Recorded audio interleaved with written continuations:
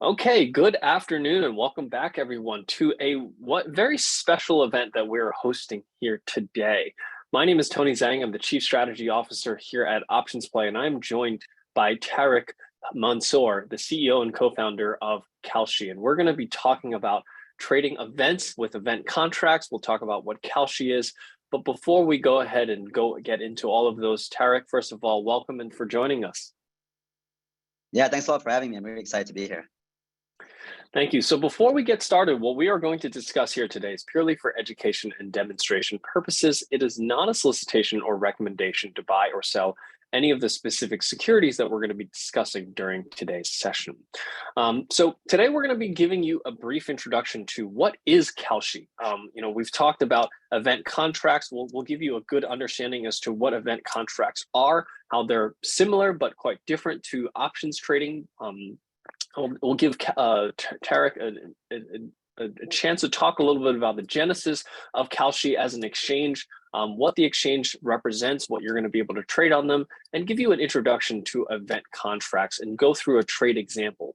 I'm personally really excited about this product. Tarek, you might not know this, but I come from a currency trading background. So I started my career in currency trading on the CFTC regulation side. We never thought in those days that we would ever get a product like this off the ground. So when you guys announced the launch of Kalshi, I was very excited. I reached out to you guys, and I'm really glad that we can put this together for our viewers. And we'll talk a little bit about what's to come here for Kalshi. So with that, Tarek, what I want to do is give you an opportunity to just give a little background of you and kind of how you came about to start Kalshi. What was the inspiration? What made you want to do this?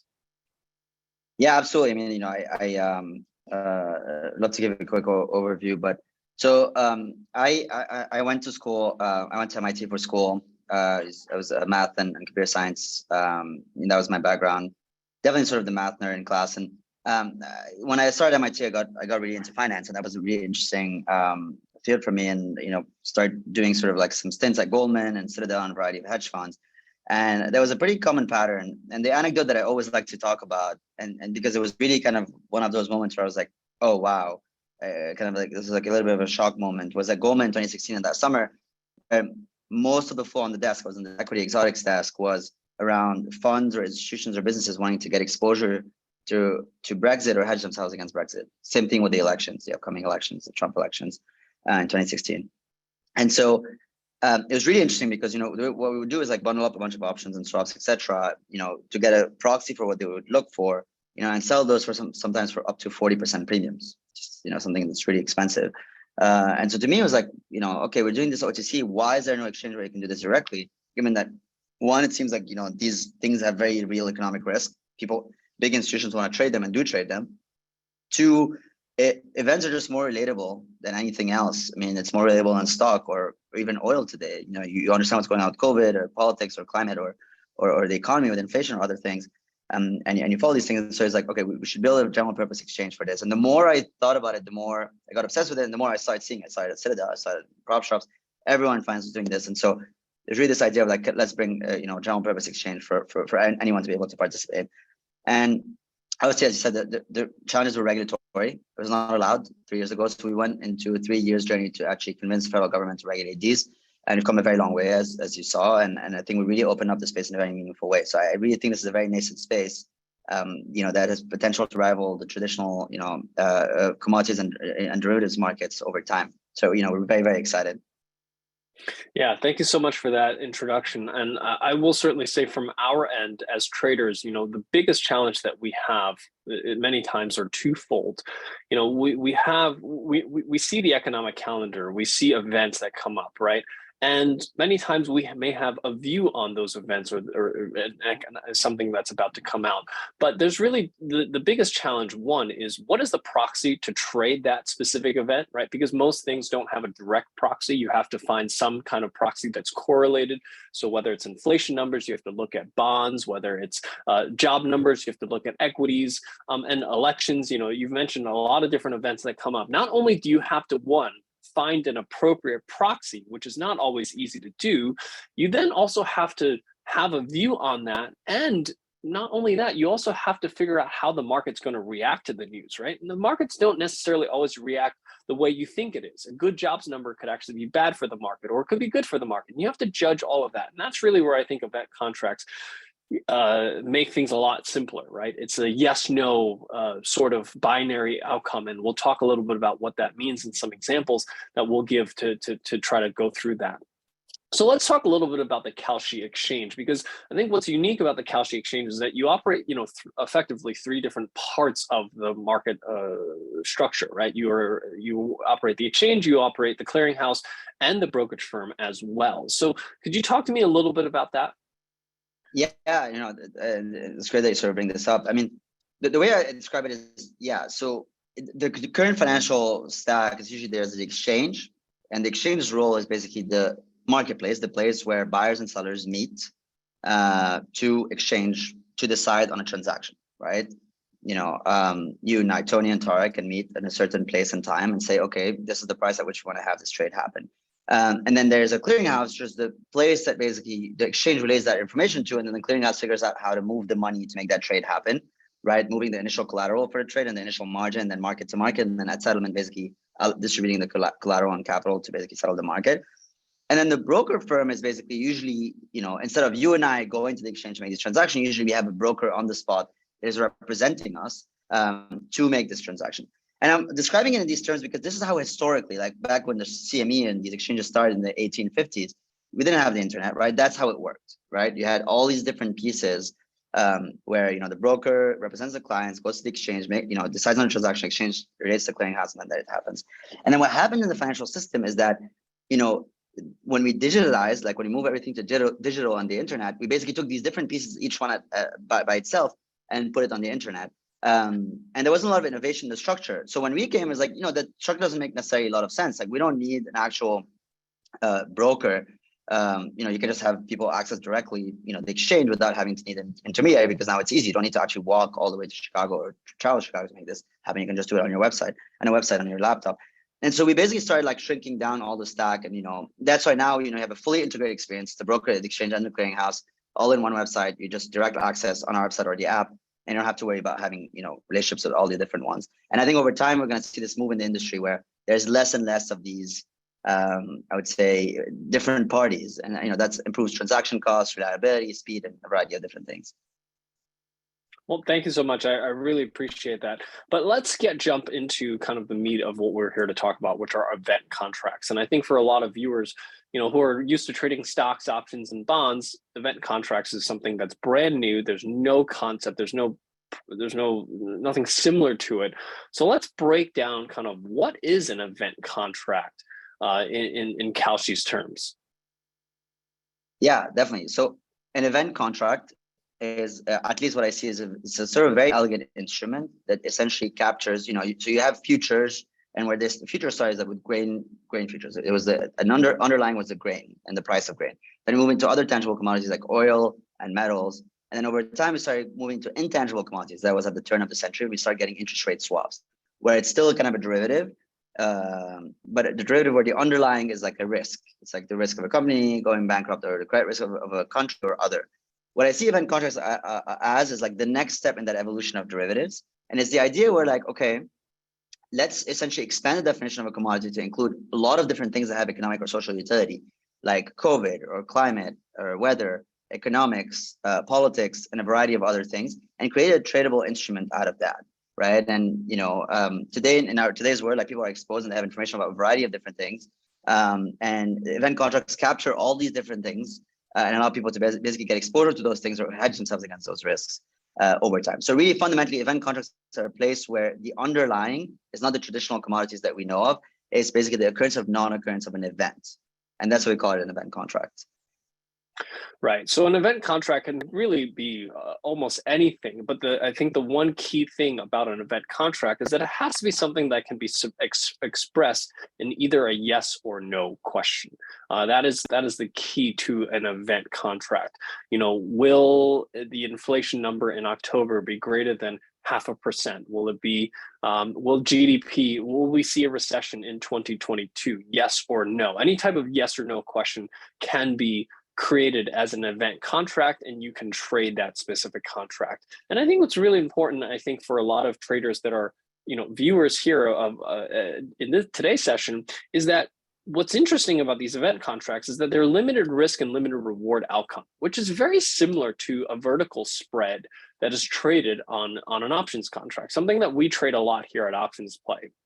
Trading a vertical spread on a specific outcome for a stock or ETF, expecting the stock to either rise or fall, and being able to have a limited risk exposure so that if the directional view that you expect is correct, you know how much you can potentially make. And if it doesn't go in the direction you expect it to, you know how much you can lose. And that's actually exactly how an event contract is structured. It's very similar to a binary option, or very similar to a vertical spread, where you know how much is at play and what the current cost is today and what the max gain and max loss is. And that's exactly, I think the best analogy that I can make to an event contract, to what options traders today are most used to, is really trading that vertical spread.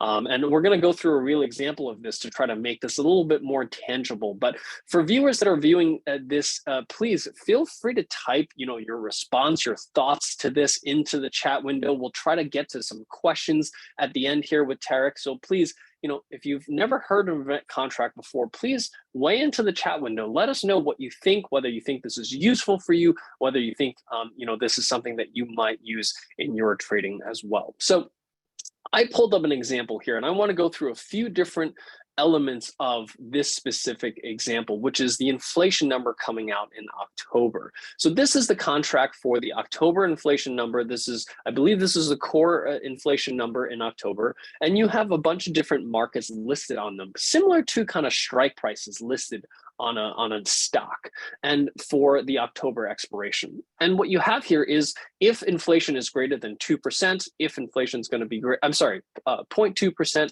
if inflation is going to be greater than 0.3%, and you have, think of these as almost like strike prices that you have listed.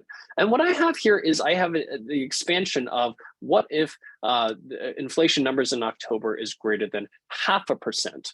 And what you have are a bunch of numbers here on the right-hand side. So Tarek, maybe you can walk us through what these numbers here on the right-hand side mean when we say buy yes, buy no. What do those two numbers refer to in this context? Yeah, absolutely. So, I think the way to think about it is, this is a contract on whether the inflation print in October is going to be above 0.2%, right? And if you click on that, on that sort of initial row, you'll see that, we open up, there's like a graph and also an order book. So if you click on the sort of 0.2% row, or maybe let's take the example of 0.5%. Right now you see the graph, and this is the graph of like basically the price over time. This is how the price moved over time. And you can see that, it went down where at some point, the market didn't really believe that it was going to be above 0.5%. And now the market, believes that it is more likely than not to be above 0.5%. And the numbers that you see, the buy yes, buy no, are essentially the top of the book. So you have a central limit order book where people are placing essentially different orders to buy and, to buy yes and buy no on that market, or buy and sell that market. And right now what this is saying is that you can buy yes at 64 cents to the dollar, and you can buy no at, I believe this is 39 cents to a dollar. And so what it means is, like, if you want to buy 100 shares, you can buy those shares, 100 shares at 64 cents each. You pay $64. And if you're in the money, if the inflation does end up being above 0.5%, you get $100. So you pay $64 and you get $100. There's no margin or leverage. It's fully cash collateralized, and you know exactly how much you can lose, how much you can win. And the last interesting thing is that, let's say you bought a bunch at 64 cents, and then in a few days or in a week, the market moves and it moves to, let's say, 84 cents. Then you can exit your positions. So you can close the position out and take a 20 cents on the dollar profit, and you don't need to wait till maturity. And that's, it really functions the same way as a typical options, the typical options market, except that here there's not all the complexity of Greeks. Theta is not necessarily playing against you. You're just basically, taking a directional view on whether something is going to happen or not. It's a little bit simpler and cleaner. And the most important thing on the order book is a lot of other traders as well organically placing orders. So you don't have kind of institutional market makers like Citadel or other that are essentially placing those orders that may have asymmetric information against typical sort of individual trader or other. Yeah, so let me just kind of clarify what Tarek was saying here. So each of these is effectively an event because the October inflation print will come out in October, and I'm sorry, in November. And what will happen is that inflation number has an outcome, and that will resolve these numbers either to a $1 or $0, correct? Meaning if the event is correct, so meaning if inflation is greater than 0.2%, this event will turn to $1. So if you paid 98 cents for it today, you would make a 2-cent profit on that.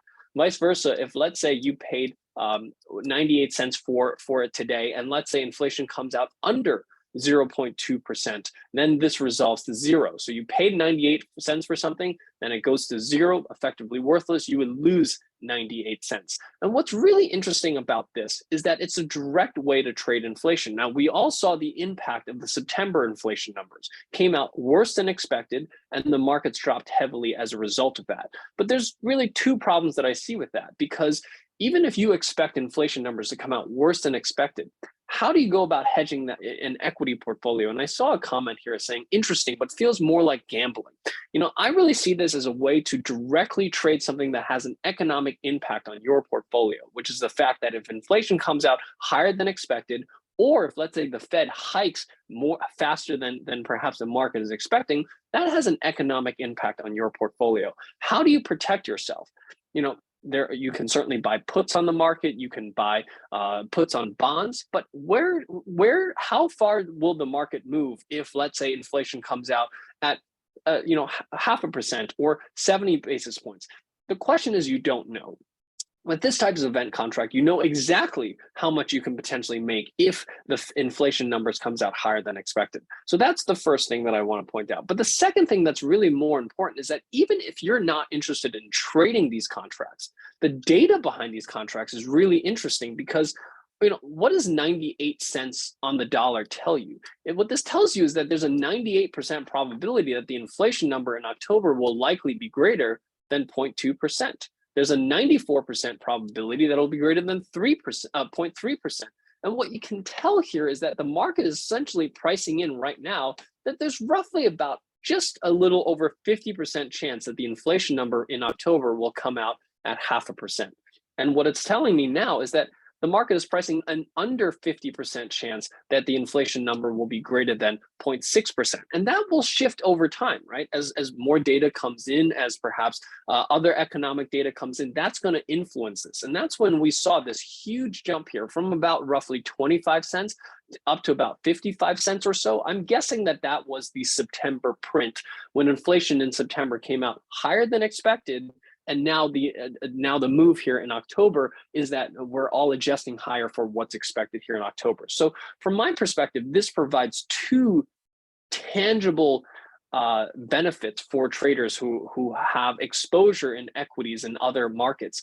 Is that one, this gives you a much more direct way to trade an event that has an economic impact on your portfolio, whether you're looking to speculate, which is totally fine, right? Many of you are interested in speculating, some of you are not. But even as simply as a hedge, this product provides you as a better way, in my opinion, to hedge certain types of events. It's not necessarily a hedge for every event, but certain types of events, like, for example, inflation numbers, job numbers. These are a much more direct way to trade that. As a trader, we used to trade these economic events, but we used to always have to find proxies.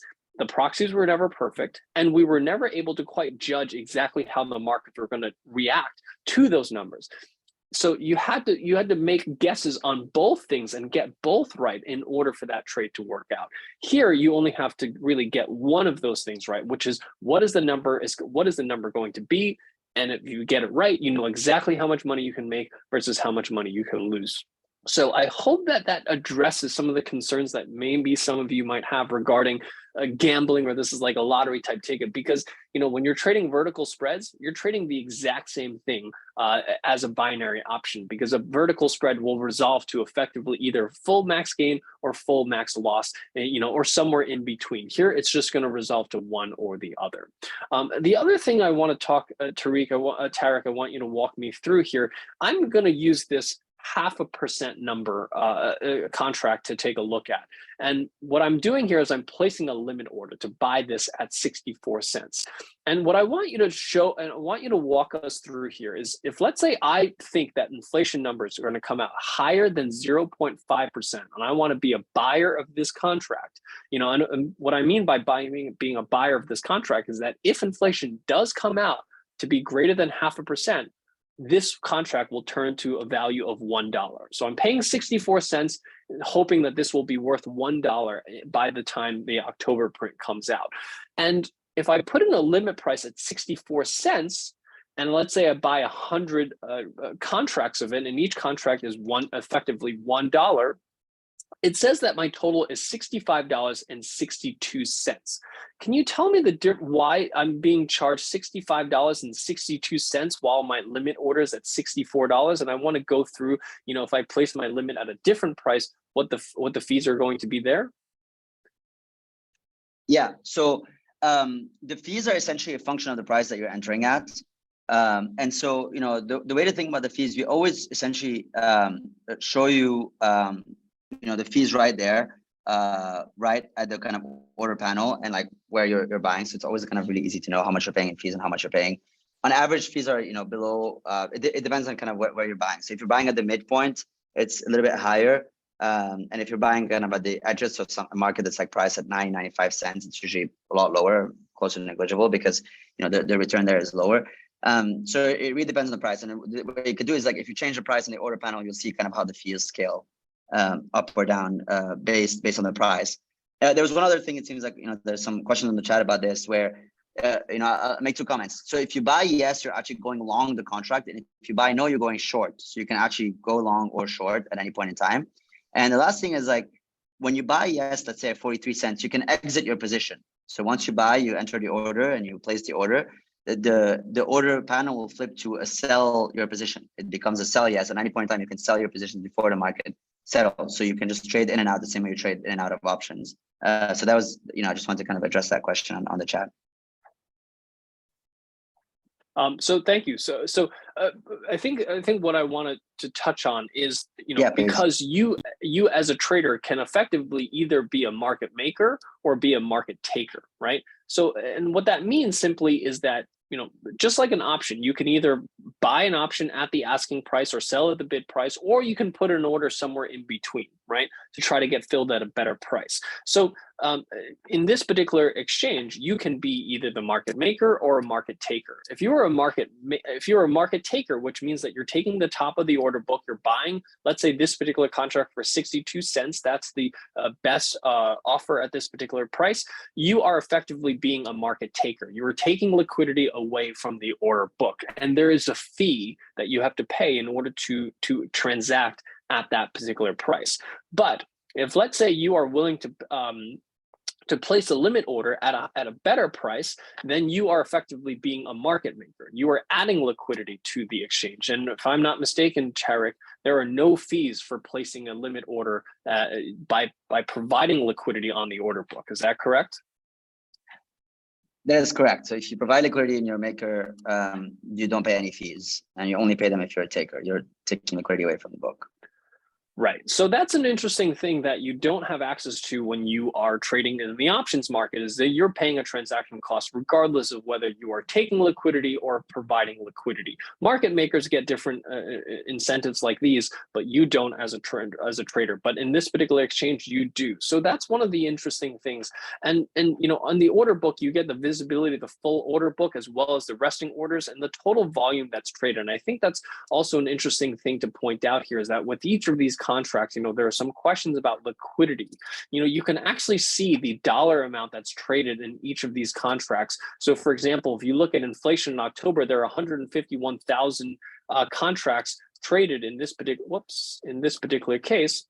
And versus, let's say, the peak mortgage rates, 199,000 contracts traded, versus unemployment, only 5,614 contracts traded. So you can trade different events, you can trade different strike prices, each one of them not only providing you with a way to trade that from a speculative perspective, but also get a sense for the probability. So, from my perspective, it's really interesting to see the probabilities of some of these events. Unemployment, I think peak mortgage rates is an interesting one to see kind of where the probability is. Right now, it doesn't seem like there's enough volume in some of these to trade right now, but we'll take a look at kind of how these play out. But this is really something that's really interesting. I've been taking a look at the inflation numbers because it's really given me a good sense for where I think inflation will likely come in. At the current market is pricing in somewhere between 0.5 and 0.6% for October. And you can even go out to November and see what the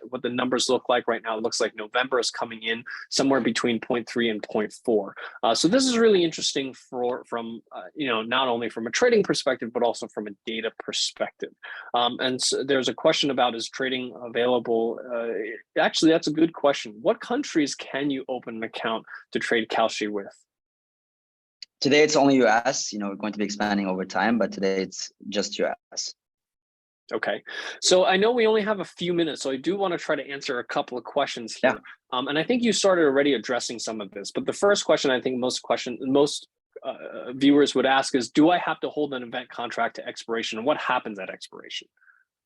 Yeah, so you don't have to hold an event contract to expiration. You can exit, as discussed, at any price, at any time before that. So, if the price moves up, you can exit at a profit. If it moves down, you can cut your losses and exit at a loss, similar to options trading.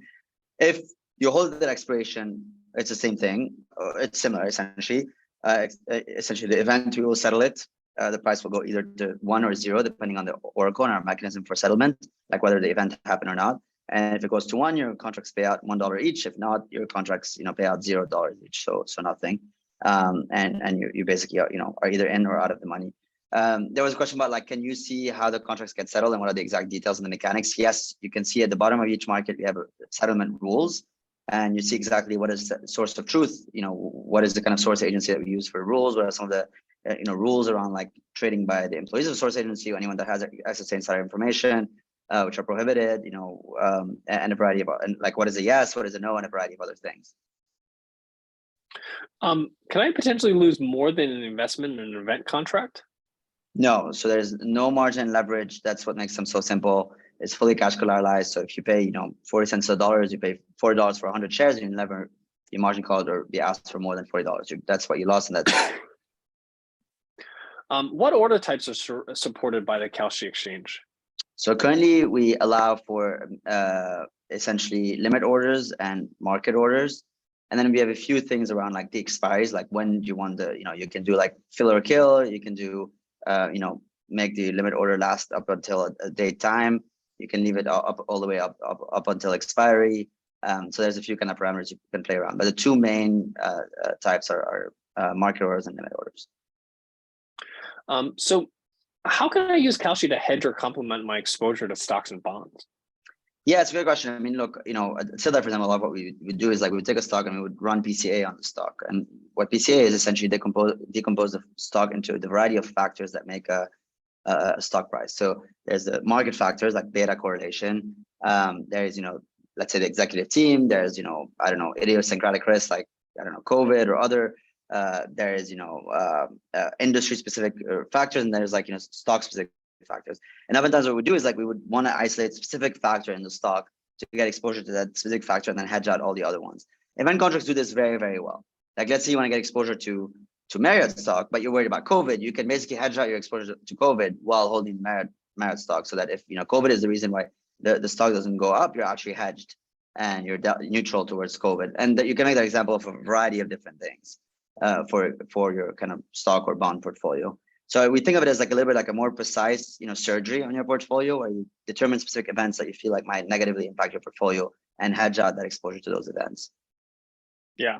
One of the most common questions that we get right now is, how do I deal with inflation in my portfolio? And the answer is that there isn't an easy way to do that, but this is one way that you can hedge out the inflation risk of your portfolio, not the other parts, or maybe other parts as well, like COVID risk, or as you said, but this is really where you can take out certain risk of your portfolio by taking an event contract for that specific risk that you're concerned about. One good question from a viewer here is, how are these taxed? Are these 1256 contracts like futures contracts, or are these taxed at ordinary income? Yeah, so they are essentially taxed like I cannot give tax advice in here. We have a tax form on the website that or tax sort of information on the website. There's also a whole learn portal that you can get informed about any of these questions. Kalshi.com/learn, where you can learn about anything you want about event contracts, and all of that. So I can't give tax advice here. I believe they usually tax like ordinary income, but I would refer you to that page if you want to get more information. Okay, and just one last question before I let you go. What are the trading hours of Kalshi event contracts? Yeah, right now, so they're 8 a.m. EST to midnight EST, and we're going to be expanding them over time.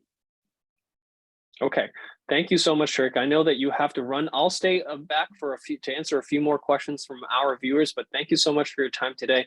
And I'll show everyone here how to access the Kalshi exchange in 1 minute after Tarek logs off. Thank you so much. Thanks so much, Tony. Thanks so much, everyone. It was great being here. See you all soon. So while I want to still address a few questions that people sent over into the chat window, if you have more questions, feel free to type your questions in the Q&A window. I know there's a lot of concerns around, is this gambling? So from my perspective, this is no different in terms of calling it gambling as trading a vertical spread on a specific stock that you have a view on. This is just a view on things that are arguably harder to express a view on. So for example, if you have a view that inflation is going to be higher than expected, that's going to have an impact on your portfolio, but it's hard to express that view in the markets. You can certainly short bonds, you can short equities, but it's an indirect way to go about hedging that specific risk or trading that specific view that you have on the market. This is a much better, a cleaner way to trade that. And there was a question from, I think it was Cher, asking, risk reward doesn't sound good, paying 65 cents to make $1. Well, that's like, but that's why you have different strike prices, right? Just like how you can buy different strike prices on a call option. If you buy something that's already in the money, it's going to cost more and the risk reward is going to be worse in your favor. But that doesn't mean that you can't buy something with a very low strike price, right? So if, let's say, you pay 5 cents for inflation coming in greater than 0.9%, you're going to have a 20 to 1 risk to reward ratio, but there's a very low probability of that happening. So things are priced the same way that options are priced in the market. It depends on what is the probability of the specific outcome being true. If it's very likely, then the risk to reward is going to be very poor because it's almost a sure thing to happen. If the probability is very low, then you're going to get a very good risk to reward. So that's based on what the market is pricing in. That's not, whether the contract has a good or bad risk to reward. It just has to do with the probability of something actually happening. So hopefully that addressed your question about risk to reward, because risk to reward is simply just a factor of probability. The same way with options, really far out of the monies are going to be really far out of the money. Options are going to be cheap with very high risk to reward, but they also have low probabilities. This is the same as that. So from an options pricing perspective, very almost identical to how you would price a vertical spread. Vertical spread that's near max gain will always be priced like the 98 cents. A vertical spread that's really far out of the money will be priced like this 5-cent option. You have a choice as to what you want to choose. And not only do you have a choice, even if you're not interested in trading this, just the data behind this is so powerful, because I now can see the market is pricing in that inflation will come in October somewhere between these two numbers. That's not something you can get anywhere else from the from looking at equities or bonds, is where inflation is going to come in. And some of you asked me, how do we price where the Fed is going to hike rates next quarter, and the CME has that tool that shows you the probabilities. Well, those probabilities are calculated in similar ways that these are, but much more complicated in nature and requires the CME to do the work for you. Here, you can do that yourself. You can go to the markets, you can take a look at unemployment numbers and see what likely those numbers will going to be, what the Fed interest rates are likely going to be, and how these are currently priced at the moment as far as where interest rates will be for the next meeting in December, in November, and you can see this all on the Kalshi website. And for those of you that are interested in trading Kalshi, we do have an ability to open an account here at Kalshi using the link that we have provided here at trade.optionsplay.com/Kalshi. Like I said, even if you're not interested in trading this or you're unsure about trading this at the moment, you can sign up and just at least take a look at the data. Take a look at what contracts you can trade and take a look at whether or not you might want to hedge out certain risks in your portfolio. Maybe you are concerned about inflation and how that's going to impact your portfolio. Well, this is one way that you can hedge out the inflationary risk of your portfolio and still keep, other components of your portfolio. And this is something that's extremely powerful that I was extremely excited when I saw that these event contracts were available because, we all have views on things like where job numbers are going to come out, but you can't trade job numbers. You can trade stocks and hope that you get not only the job numbers correct, but how the market reacts to it correct. Here, you don't have to worry about that. You can just trade a single contract that tells you yes or no, whether something's going to happen, and you're going to be able to have a very clean way to trade it versus some of the more complex natures that you might have sometimes with options. Currently, they do not have earnings dates on a stock, as an event that you can trade, but I actually think that is an interesting suggestion. You can, if you actually open up a Kalshi account, you can actually make suggestions for contracts to trade. So, you as a participant can make call it recommendations or suggestions. Doesn't necessarily mean that they'll be listed, and they actually have in their learn section an understanding as to how contracts are listed or what decides whether a contract gets listed. And it's something that you should consider taking a look at in terms of, let me see. There was a section on how contracts are created, and you can actually see how contracts are created, how they're submitted to the regulators, how they get approved, and you can actually, in theory, make suggestions as to specific contracts that you would like to see traded. Right now, from my perspective, the thing with earnings is that there's a pretty direct way to trade earnings. You can trade the stock itself. There's no direct way, in my opinion, to currently trade most of the economic numbers that come out. And those economic numbers have a material impact on your portfolio. Yet you don't really have a good way to hedge against that risk. And that's really, in my opinion, why these contracts are so useful, at least for me in my portfolio.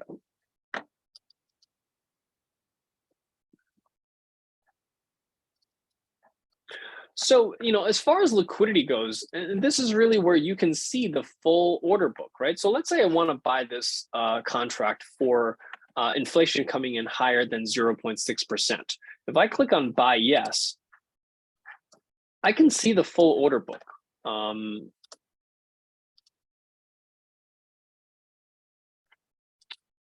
Buy yes. Let me show you how to see the order book.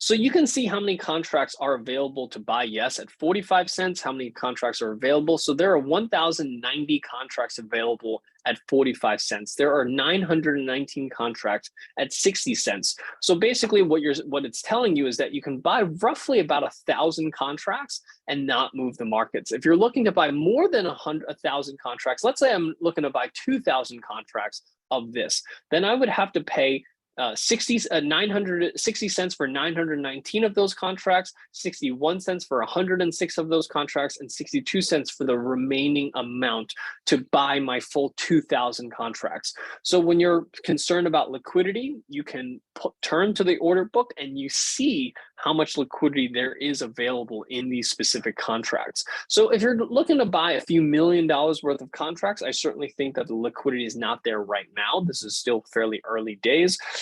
But this is really where if you're trying to buy a few $100, even $1,000, the liquidity should be there, in my opinion, for at least some of the most common or widely traded markets. You can also speculate on where the S&P 500 is going to be. From my perspective, the S&P 500 is not as interesting for me because I can trade the index options on those, but you can trade them as well on the NASDAQ 100, the S&P 500. You can trade mortgage rates, whether the Federal Reserve will cut rates, where annual inflation numbers will be, a lot of different things that are important. But many of these you have direct ways to trade them in the listed markets that are far more liquid. But in the stuff that you can't trade on the listed market, like the inflation numbers, the unemployment numbers, Fed interest rates, these are the things that are more important to me, not only from a trading perspective, but again, also from a data perspective, to see what is the market pricing in, where inflation will likely come in October, where is it pricing in for November. That will give me a good sense for timelines, especially if I'm choosing expiration dates for trades that I'm doing on the equity side. Knowing where the market is currently pricing in where inflation is going to be in October and November, and seeing how that's changing, because in October we're expecting it to come in somewhere between 0.5% and 0.6%. In November, that's coming down to around 0.4%. The market is pricing about a 50-50 chance that it's going to be coming in around 0.4% in November. So, we're starting to see, we've certainly seem to have passed peak inflation, and the market is certainly pricing in that inflation is going to start coming in. The question is how fast it is going to come in, and whether or not I still have risk in my portfolio. And this is one way that you can potentially hedge against that. So the URL is trade.optionsplay.com/Kalshi, not optionsplay.com/Kalshi. So make sure you use the full link, trade.optionsplay.com/Kalshi, if you're interested in opening up an account, and at the very least taking a look at what event contracts are available for trading and taking a look at some of the data. Any other questions I can answer about event contracts that you might be interested in having me answer? Dean's asking, on the inflation example, is there somewhere you can see the underlying metric? Absolutely. So you can see here, so you can see the full rules of this specific contract. It tells you exactly, what the instrument that they're using to settle this based on, which in each one of these. So for example, they're using the source from the Bureau of Labor Statistics, and specifically which contract that they're listed in. So for example, the CPI report in June of 2021, they'll explain to you how they're interpreting the release from the BLS and to resolve this specific contract. So all of that is available at the bottom of every single contract that tells you, so for example, if I buy this 0.2% contract, it's if the consumer price index increases by more than 0.2% in November 2022, then the market resolves to yes. Otherwise, the market resolves to no. So hopefully that gives you a clear, every single contract tells you exactly that. If you look at peak mortgage rates, it'll tell you exactly what they're using. If the 30-year fixed mortgage rate is above 7.5% for any week between May 16th and December 29th of 2022 is reported by the Freddie Mac Primary Mortgage Market Survey, then the market resolves to yes. So it tells you very specifically what event needs to happen, where the source of that event is in order for it to resolve to yes, and otherwise it resolves to no. So yes, that is available at the bottom of every single contract. And maybe you're shopping for mortgage rates right now and you're thinking to yourself, I want to hedge my risk if mortgage rates gets above a certain rate. Maybe you're currently shopping for a mortgage rate, and you're concerned about that if you don't lock in a rate, rates will go higher. Well, here's one way that you can potentially hedge against that risk, something that you didn't have a way to go about doing so before. And this is something that is another way to hedge away some risk or simply speculate. And there's nothing wrong with speculating.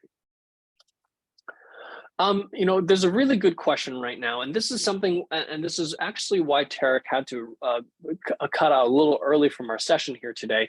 There's a lot of interest in the elections and kind of what, and that's another thing that it's very, very difficult to hedge is election risk. Think about the 2006 election and a lot of the concerns that some investors had as to how do you go about hedging against that risk? And the answer is you don't have a great way to go about doing so. There's a lot of research that says, if Republicans hold the House or the Senate, what, industries will do well, what industries will not do well, and you try to kind of trade those industries. But there's a lot of research that has to go behind it, and you also have to get not only the election correct, you also have to get the market's view on that election correct as well. This, if the election contracts get listed, which that's what they're trying to do, is get them listed before the election. And right now the regulators are moving a little slow on this. But if they do get those listed, then you'll be able to trade the election outcomes as well. So much more direct way of going about doing so. Maybe you live somewhere where, hurricanes is an issue. You can hedge against hurricane risk. There's just an endless number of things that you can potentially trade. But from my perspective, the economic numbers are really the ones that are most interesting to me. There's a lot of other things out there that I'm not particularly interested in trading. But the economic numbers are really kind of, from my perspective, the most important ones. Yeah, the Senate and House elections are binary, and they are trying to list them. If you actually go to their homepage, they actually have some information about what they're trying to list in terms of the election.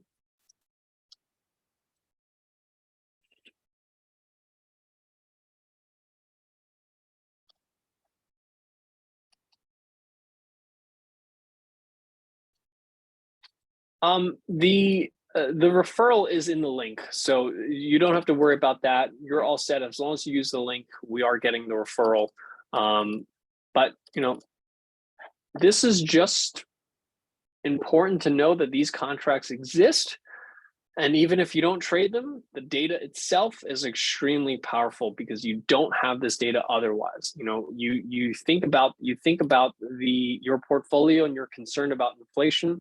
How do you know what inflation numbers are going to come out? You don't. But markets are pretty good at predicting this, and that's what this data tells me is what the markets are pricing in, where inflation will be in October and November, and that helps inform my views as to how the Fed has to move in conjunction to fighting inflation. This is probably the biggest question that we all ask ourselves right now: is how far can markets move lower? How far does the Fed have to move? And the answer is you don't really know, but this data helps me inform some of those decisions. You cannot trade in a Schwab account. You have to open an account with Kalshi. And like I said in my slide above, Kalshi in this particular case acts as both or the exchange where they list the contracts that you can trade on. They are the clearinghouse, and they are also the brokerage firm. So, by kind of moving everything into a single stack, it does reduce on transaction costs and fees. So like I said, there are no fees if you are adding liquidity to the order book. So if you're placing a limit order, let's say you want to buy the yes at 44 cents, or if you want to buy, the no at 44 cents, or if you want to buy the yes at 63 or 64 cents, you are adding liquidity to the order book. There are no transaction fees to trade. If you are taking liquidity, meaning you are wanting to take the 62 cents, then you are taking away liquidity, and there are fees for that. Like I said, the fees are, about, depending on it depends on the contracts that you're trading, somewhere between 50 cents to about $1.50 per contract. But like I said, if you are adding liquidity to it, there are no fees. And that's how I've been trading these, by adding liquidity versus taking away. Okay, with that covers what I wanted to share with you here today. I hope that this was useful in giving you an understanding of a new product that you may not have known that exists out there, that I've been starting to experiment with. I've been looking forward to these for probably 15 years. We've been, as a currency trader, we've always talked about having these types of contracts that would allow us to trade the economic numbers that we used to trade as currency traders, but didn't have a direct way of doing so. Now you have a direct way. And even if you're not interested in trading them, looking at the data is extremely useful. So with that, thank you so much. I hope you guys have a great trading day, and we'll send you both the slides and the recording after we finish here today so that you can take a look and decide whether this is for you. And please send us some feedback. Let me know what you guys think. Love to hear kind of your thoughts on this. Thank you so much and have a great trading day.